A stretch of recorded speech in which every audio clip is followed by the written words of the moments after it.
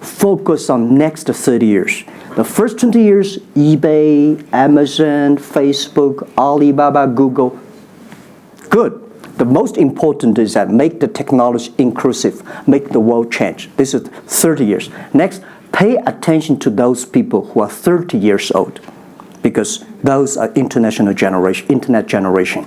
They will change the world. They are the builder of the world. Third, that let's pay attention to the company who have fewer than 30 employees.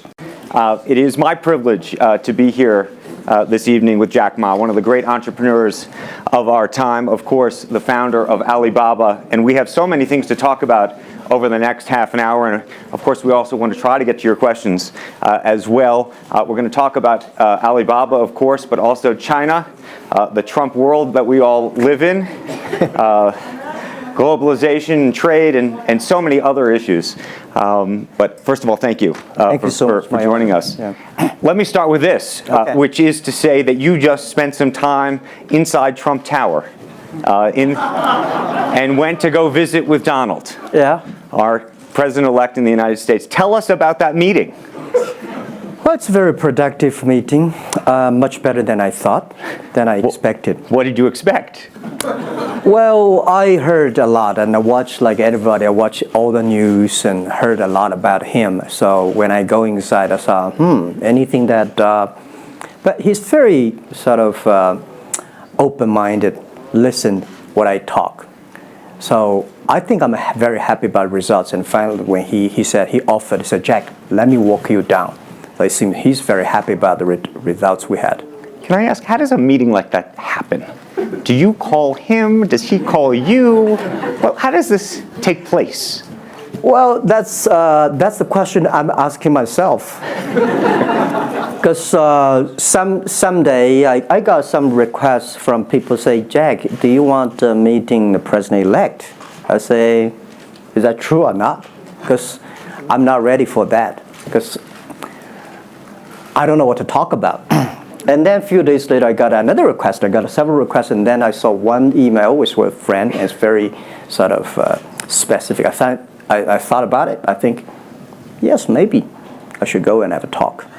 And at least I think President-elect Donald Trump would be happy to hear what I want to talk about. So I went. And what did you tell him? Talk about the small business, talk about agriculture products, talk about the trade between China and the USA. We especially focus on telling about how can we bring the small business in America, sell them to China, to Asia, through our network, which can create a lot of jobs for them. And you committed to create what you say is going to be 1 million jobs in the United States over the next 5 years. Yeah. Now, that's not a million jobs that Alibaba itself, but you're not hiring 1 million people. No, we totally, Alibaba employee put together is like 45,000 people. We cannot hire 1 million. I cannot imagine I can manage 1 million people. Explain to us how you think about the U.S.-China relationship, given some of the comments that Donald Trump has made about China being a currency manipulator. Did that come up during your meeting? Well, I think first, in America, there's a freedom of speech, right? So he can say whatever he wants, and I respect, I understand. But of course, I have my views. We did not debate about the China-U.S. trade or manipulation. We did not debate. We did not talk. We agreed on something.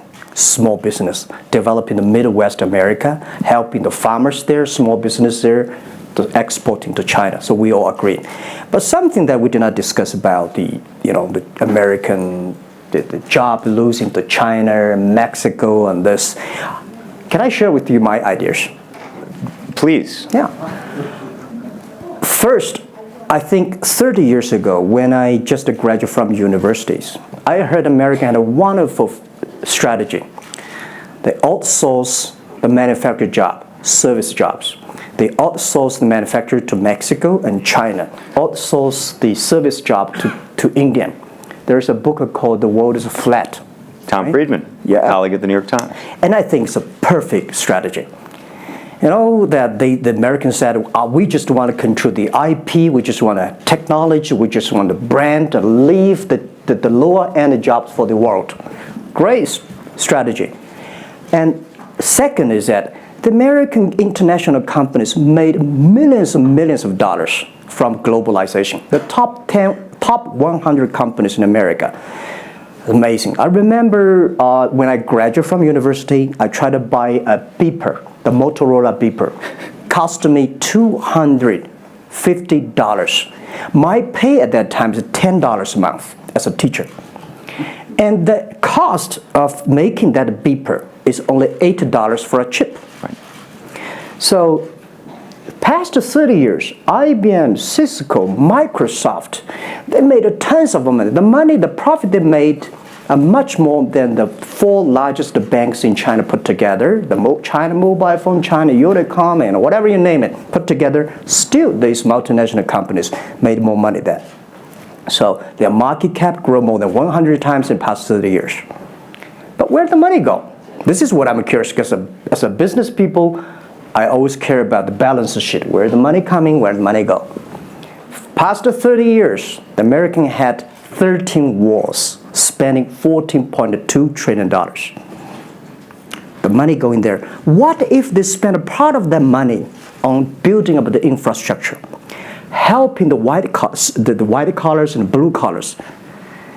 No matter how strategy good it is, you're supposed to spend money on your own people, right? Not everybody can pass Harvard. Like me, they're not good at education, right? We should spend money on those people who are not good at schooling.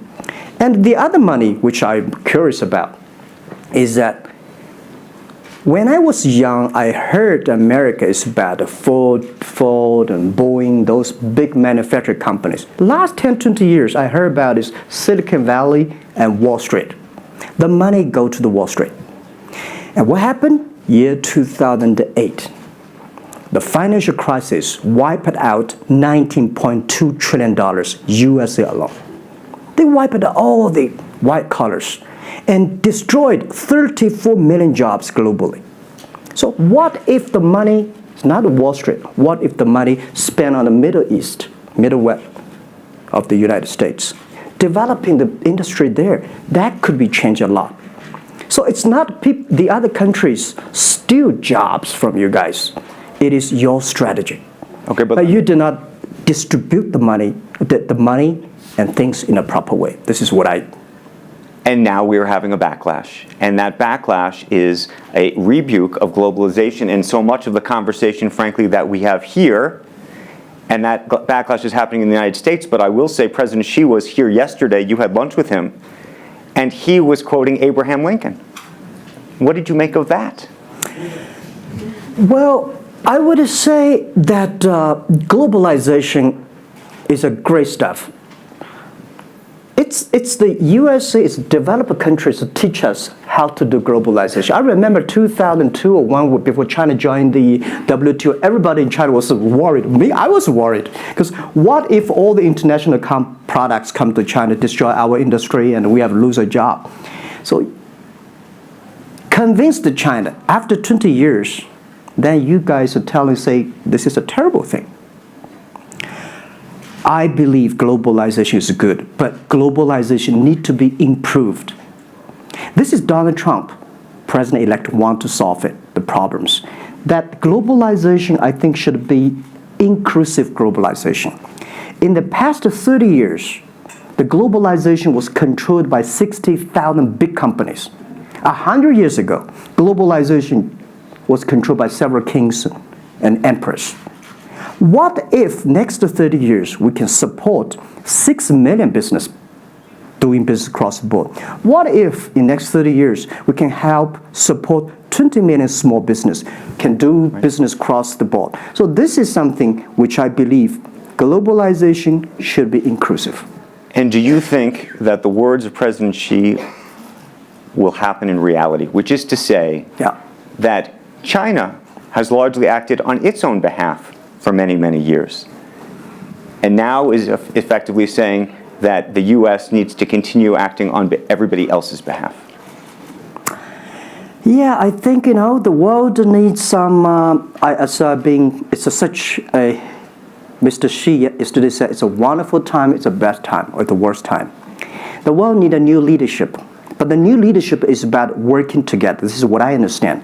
We do not necessarily need one specific leader to teach us what to do, what not to do, but the world have to partner together. This is what I think. And I think as a Chinese, as a business people, I feel proud for what President Xi said yesterday. As a business person, I want the world to share the prosperity together, to join the force together. As a Chinese, I'm happy about what he committed. Yesterday he said, he speaks like us, takes the responsibility of the second largest economy. As the China's second largest economy, he has to take some responsibility. This is the first time I heard a Chinese leader make number commitment. He said, next 10 years, we are going to import $8 trillion US. This make me feel excited because China is transforming from exporting to importing. If there's a concrete number, if we can fulfill it, this is going to be huge change to the China and to the world. But don't you think that it's easier today for China to be interested in globalization because of the benefits that can accrue to China because you're continuing to develop than it is for countries that are, quote unquote, developed? Well, first, the WTO rule is not designed by China. It's not made by China. I will say there's something that I want to change. The WTO is designed, a lot of rules designed for big companies in the past 30 years, and only big companies can do it. And China definitely benefit a lot from opening. I think China should learn one thing, that we grow in the past 30 years. It's because we open to the world. If we continue to open to the world, not fully. Okay. An American business that wants to effectively go into business in China has a very difficult time, has to partner effectively with a company that's there already. This is why I said China has problems too. The world has problems. And China definitely has a lot of problems. China should open, should be more confidence. This is what I feel yesterday. I feel the confidence of Mr. Xi that he is ready to open more to the world. This is what I suggest, that we should solve the problem by business community, right, by negotiation. WTO, China joined WTO for 20 years or 70 years, I don't know the number. But the past 2 years, that I think we as a business, we as a country, we as the world, we have to review something. Right. But not because unbalanced things, we stop it. You've been calling for something called EWTP. Yeah. What is that? This is what I would talk about, is that the WTO was great, but they mainly designed for developed countries, big companies. There's no opportunity for small business. We want to build up an EW, Electronic World Trade Platform, to support young people, small business, thanks through mobile phones, internet, they can sell and buy across the board. And the other thing is that WTO is a very interesting organization. When you put the Doha round, when you put 200 government officers in one room, ask them to agree on something, it's impossible. I can never imagine that they can agree on something together.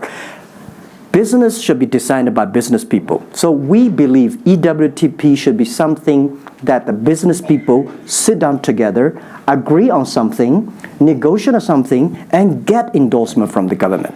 I want to talk a little bit about Alibaba and the model itself, because I think for many in the West, if you will, they don't necessarily understand it. And to the extent that the extent that I could try to compare it to Amazon, which I know you think is an unfair comparison, one of the things that's so fascinating to me is that Amazon and Jeff Bezos have pursued what might be described as a very asset-heavy business model. They're buying airplanes. They want to own the entire supply chain from beginning to end. And Alibaba has effectively an asset-light business. It is very much, in terms of the retail piece of this, the opposite. You don't want to own the warehouses. You don't want to own the logistics companies. How do you think about that? Is Jeff Bezos right, or are you right? And is there going to be a meeting in the middle?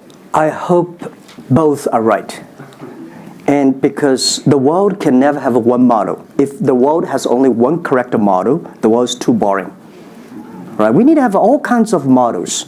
And the people who do the model should believe in the model. And I believe what I do. Right? The difference between Amazon and us. Amazon is more like an empire. Everything they should control themselves, buy and sell. And our philosophy is that we want to be an ecosystem. Our philosophy is to empower others to sell, empower others to service, empower making sure the other people are more powerful than us. Making sure with our technology, our innovation, our partners, our 10 million small business sellers, they can compete with Microsoft, IBM. Our philosophy is that we think using internet technology, we can make every company become Amazon. Remember one thing. Today, for our sales, our GMV last year is more than 550 billion US dollars. To hire people deliver for us, we need 5 million people. So how can we hire 5 million people deliver things for us to deliver the things we sold? The only way we do is empower the service company, logistics companies, making sure they are efficient, making sure that they make the money, and making sure that they can hire more people. But without owning the whole chain, can you do it as effectively? The idea that you're watching Amazon being able to deliver things now within hours, literally. We made 125 cities deliver within 1 day last year. Imagine 10 years ago, deliver one thing from Beijing to Hangzhou takes about 8 days. Now you can deliver things from Beijing to Inner Mongolia, some city, within 12 hours. It's improving. You can never expect these things happen within 24 hours. We have patience. So I think, can you imagine that within the 11/11 Singles Day, we sold $17 billion. And by delivering more than 600 million packages within 3 days. This is happening. And this is what we feel proud of. It's not how much money we make. It's not how powerful we are. We think because of the technology, we can make the technology very inclusive, that every small companies can use it. This is my dream. Because I started my first business in 1992 in China. As a small business, in order to borrow money, 5,000 US dollars from a bank, took me 3 months to acquire, still failed. So difficult to be a small business. Today, with the technology, we can empower them. This is something I want to do. One of the critiques, as you know, and it continues to linger around Alibaba, is the piracy issue. There's an IP issue, and it's an issue all over China, but you take the brunt of a lot of it. Yeah. How much progress have you made in your mind, and how do you think about some of the regulatory bodies in other countries, including the US, that continue to criticize Alibaba for these issues? First, when we start do this business, as a business like this size, you have to take all the criticism. You have to listen what is right, what is wrong. And second, as an e-commerce, when you put 10 million small business, empower them to sell. We do not like Amazon buy. We cannot check. Even when you buy $55 trillion or $550 billion, you cannot check every product. So the model itself and the e-commerce itself may have a lot of these flaws. And third, I would say in the past 17 years, we are the leader of this anti-privacy issues, the IP, protect the IP. But the second, we are internet companies. We do not have the law enforcement. We find this guy is selling cheap, fake products. We delete them. We cannot arrest them. But we had a huge progress. Last year alone, we put 400 people into jails. We deleted 370 million fake products listing on our site.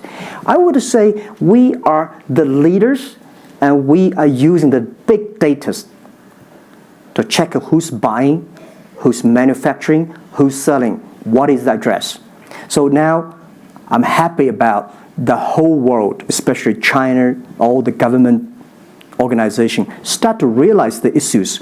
So I would tell you, good thing is that today, when you go to those criminal group, which I call them criminals, those fake products manufacturers, sellers. You've praised the quality, though, of some of these.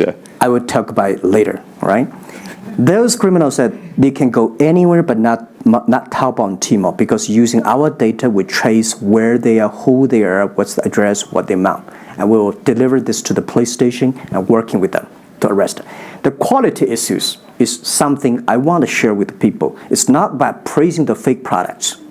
I want to say that for so many years, those branded companies, you have to be very careful, because the fake products, their quality improving is scary. That is the difference between us. Because when you find guys, the people said this is fake, and you have to find people, you have to find a third-party institution to check it is fake or not. We find sometimes the quality is better. And I tell you, another thing is even scary. There's one branded company. He said, we are selling fake products. We check everything. There's nothing wrong. So we say, what is wrong? So we buy the products from his flag shop and deliver to them. They say, it's a fake. You know what I'm saying? Yep.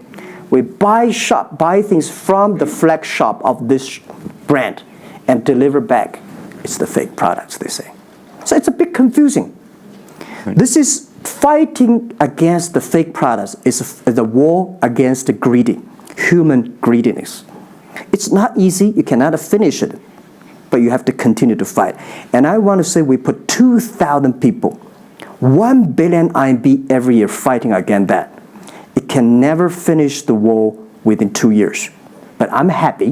Whether people criticize me, criticize us, the most important is that we are happy about the progress we made. Right. But if people praise me, so, when people say, Jack, you're wonderful, I know I'm not wonderful, right? Oh, Alibaba's great. We are not great. We are just a 17-year-old company. But when people say, you're doing nothing, no, we are doing a lot of things. But you don't have to argue. You don't have to debate. You do what you believe. One of the things you mentioned was using big data on the piracy side, but the other thing that you're using a lot of that big data to do is provide credit and effectively banking the unbanked. And what's so fascinating to me, and I hope you'll share it, is we've talked about the sesame credit. Yep. How you are able to use big data effectively to figure out who deserves credit and who doesn't in a marketplace where some of these people had no credit history before. Okay. Well, before we do that, we had a system called Teach Computers to learn how to anti-fake products, teach the computers to learn how to, because we have Alipay, a lot of people try to use all the ways to cheating. So we teach the computer how to do that, the cheating things. So we've been doing that for 10 years. Until now, there is called artificial intelligence, because we've been doing that. We are a data company. 8 years ago, we said to ourselves, Alibaba should not be an e-commerce company. We should be a data company, because we have the data from consumers, we have data from the manufacturer, we have data from logistic companies and transactions. But we think how we can make a data really beneficiary to the society. What China needs is that we have a lot of great people. All the small business, they are very credible, but we don't have a credit system for them.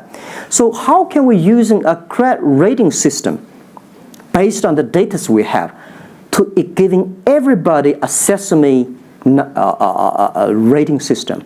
That is so powerful in the past 4 years, because every individual, every small business, if they have been using our services, we give them a rating system. So we're giving loans in the past 5 years. We're giving 5 million business loans. They only borrow $5,000.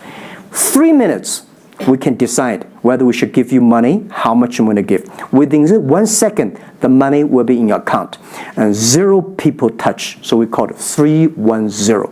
And even today, the Sesame rating system become people dating. The mother-in-law want to say, Hey, you want to dating with my daughter? Show me your rating system of the Sesame card. So it's so funny. We go to the people want to rent a car, people want to rent a bicycle. They will say, show me your Sesame cards. Good. Because if they do not pay back, if they do not fulfill, the rating system is going to low down and they can never rent a house. This is what we want to build up, the system. That if you sell or buy fake products, the Sesame cards will show. I'm going to open up to questions, but a final one from me. There's been a lot of speculation that you're going to get into the business of Hollywood. Your name has appeared, Alibaba Group, at the beginning of a couple of big films recently. What is the ambition for Alibaba in the entertainment world? The beginning was like this. Several years, every 5 years, we have a review for our strategy. Now, our strategy is always to look at the 30 years and 10 years. And every strategic decisions we make, we have to ask one question. Did this decision we made solve society problem? Because we believe the bigger social problem you solve, the more successful you are. So if this cannot solve any social problems, we don't do it. Second, is this project is going to be successful in 10 years? If it's going to be successful in 10 years, let's do it. If it's going to be successful in 1 year or 1 month, now I would say, forget about it. Because why you can be successful in 1 year or 1 month? So we all have to put parallel. And 5 years ago, we had a big debate about 10 years later, 20 years, what are the things that China society and the world want? So we say happiness and health. 2H strategy. So happiness and health. We believe Hollywood, the movie industry, bring people happy. Because today, nobody's happy. Rich people not happy, poor people not happy, At least when I watch a movie, I feel happy about it, right? So I think we should partner with the Hollywood, especially like a lot of, we have a different way of living. In China, the movie, we have a lot of heroes. But China movies, heroes always dead. The American movie hero never die. If all the heroes die, who want to be the hero? So my movie, I want to make the hero live. Right, so this is, I think we should learn a lot. And it's only about 2 years, so we have another 8 years to go. I want to make our company that it's not e-commerce. It's something that giving people inspirations. Giving people, because I learn a lot. For example, I always say that my favorite movie, Forrest Gump. Life's tough. This is I learned, and that inspired me. That is why when people call me crazy, stupid in the past 17 years, you're crazy, you're doing something never work. You're stupid, how can you do that model? Amazon this model, eBay this model, why Alibaba this model? I told myself, Forrest Gump said, go ahead. Never care about what the other people. And the other thing, Forrest Gump said, nobody make money out of the catching whales. People make money by catching shrimps. So we serve small business. Fair enough. Jack Ma, we should probably end it there because we're going to run out of time, but I thank you. Thank you so much for the conversation. I promised we'd sneak in a question or two, and we literally have 2 minutes, and they're going to get upset with me. If you have a question, and we're going to, I got to beg you to do it within literally, a second. So go for it right there. Okay, I'm not going to say that China and the US is going to have a trade war, but if the Trump administration gets tougher on China in terms of trade agreement, is that going to hurt Alibaba? Well, I don't think so. I think China and the US should never have a trade war. We'll never have a trade war. And I think we should give President-elect Donald Trump some time. And he's open-minded. He's listening. And I think the war, it's so easy to launch a war. But it's so difficult, almost impossible sometimes to terminate a war. Iraq war, Afghanistan war, is that finished? No. Trade war. I believe one thing. When trade stops, the war starts. Trade is something that people start to communicate. Trade is something people exchange culture and value. And I will be happy if China and USA agree on something and Alibaba business model destroyed. I would destroy Alibaba model by stopping the war between. Because how can you imagine the first largest economy of the world, second largest economy of the world, have a trade war. It's going to be a disaster for two countries and for the world. If anybody can do something to stop it, do anything to stop it. Did you have a reaction to Trump and the situation with Taiwan and how he's thinking about that? Well, Taiwan, I think this is not something about the government. This is not something about business. This is something about the people. If the Taiwan issue is the population, if you do Taiwan issue, it's like against 1.4 billion people. So this is another issue. So we're talking about trade, we're not talking about Taiwan. Very politic. Let's take one final question if we can. I think we can steal one more in. Yes, sir, right there. I'm not a politician. I try to This speak is like me, this. a credit store. How do you assure you are not messing up with people's life and you are not dictating the whole, credit kingdom or the system? Because now you are the decision makers, you are the rule makers. Okay. First, I'm not sure. People say, oh, this is uncertain world. Every day is uncertain. The only certain day was yesterday. I'm not sure about that in the future I will dictate, I will be stupid. That's why I should retire early when I'm young. That is why I have a lot of things that I dream I want to do. I want to do philanthropy, I want to be a teacher, I want to go back to school, I want to do the environment. And the world is so wonderful. Why should I be the CEO of Alibaba all the time? I'm coming to this world not to work. I want to come to this world to enjoy my life. I don't want to die in my office. I want to die on the beaches. It's a wonderful message. Jack Ma, thank you for the conversation. Well, can I say one last thing? Yes, please, please. I just want to give my last advice to any people here that every government should pay attention to in the next 30 years are critical for the world.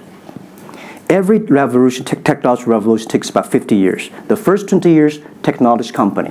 Next 30 years, the implication of the technology. Focus on next 30 years. The first 20 years, eBay, Amazon, Facebook, Alibaba, Google. Good. The most important is that make the technology inclusive, make the world change. This is 30 years. Next, pay attention to those people who are 30 years old, because those are internet generation. They will change the world. They are the builder of the world. Third, that let's pay attention to the company who have fewer than 30 employees. So 30 years and 30 years old and 30 employees. That can make the world much better. Jack Ma, thank you very, very much. Thank you. Thank you. Thank you. Really appreciate it. Thank you. Thank you.